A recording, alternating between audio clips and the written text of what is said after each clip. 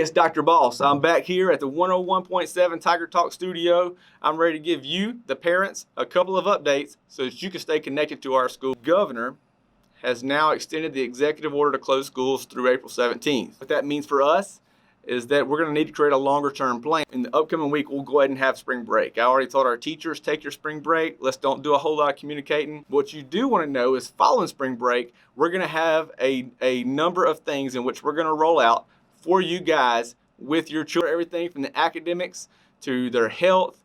And we want to make sure that those kids, your child, stays connected to the schools. Here's the great news. Most of the standards have already been taught. If I were to put a number to it, I'd say 95% of the standards have already been taught. There's something called summer learning loss. So the gains that you make in the year before, sometimes they can go backwards if there's not any learning taking place.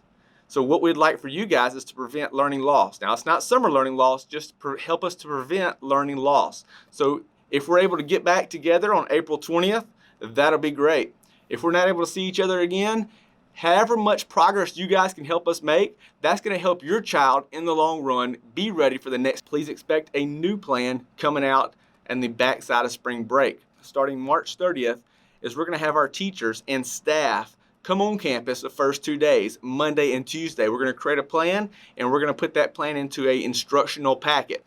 In that instructional packet, you guys will have a paper copy in which you can use some materials to finish it, and QR codes, some links, different things like that. And that way, now we're using technology as an enrichment in case for some people who may not have as much connectivity. As we bring our teachers in the first 2 days, we create our packets, and then you, the parents and the students, y'all can pick up your packets April 1st through the 3rd, and we'll tell you more information about how you can do that later.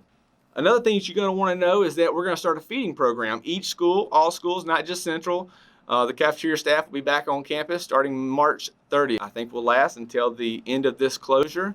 So more information will come out, and be looking for information from the district as well as our page.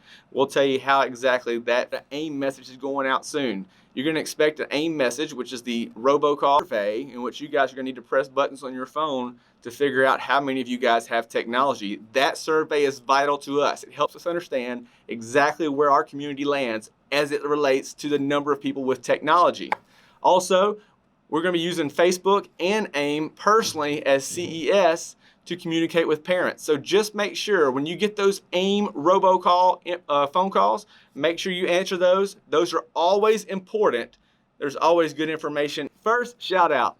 Our distant learners of the week. 6th grade blew it out of the park. Oh my gosh, the statistics I saw back from them was amazing. I challenge every other grade to try and match those guys in the level of learning that they produced. So 6th grade, unbelievable job. Keep up the great work. I want to challenge. Also have some questions. I know I talked to Miss Merritt. People were asking her about the incentives with the sales. We are still going to do that. We do plan on being back in school April 20th. If that happens, and when that happens, we'll just simply schedule that incentive before the school year ends. So far, each one of our teachers have connected with you guys. They've asked you guys to do some work with your child to keep them connected so that their learning doesn't stop. Here's the minimum that you guys should be doing, in case you're wondering.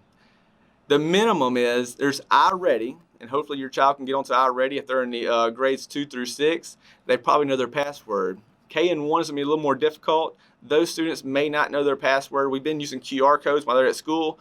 We'll see what they got to do. Contact their teacher if they're able to do that.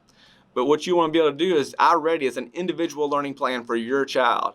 And there is ELA, so reading time iReady, and there's also a math iReady. We want to encourage every single student on our campus to be getting their iReady minutes in until we return with the instructional pack. iReady tells you, you want to get at least 45 minutes a week in both subjects. Not getting as much instruction in, I want to challenge everybody to 30 minutes a day in those subjects. That's your iReady challenge, and that'll be a minimum for every student on campus. It'll make a huge, huge difference. Also, many of the grades have sent out different links to different instructional things like Khan Academy. I've seen Prodigy. Just be looking for more information from your teachers. Your teachers will ultimately contact you with how we're going to handle some of this stuff. You guys stay safe. That's the most important thing. Y'all keep your distance from people, because when we return to school, we want everybody back on our campus. And I want to remind you, elite starts with you. Have a great day. Have a great spring break, and be looking for some more information coming up very soon. God bless.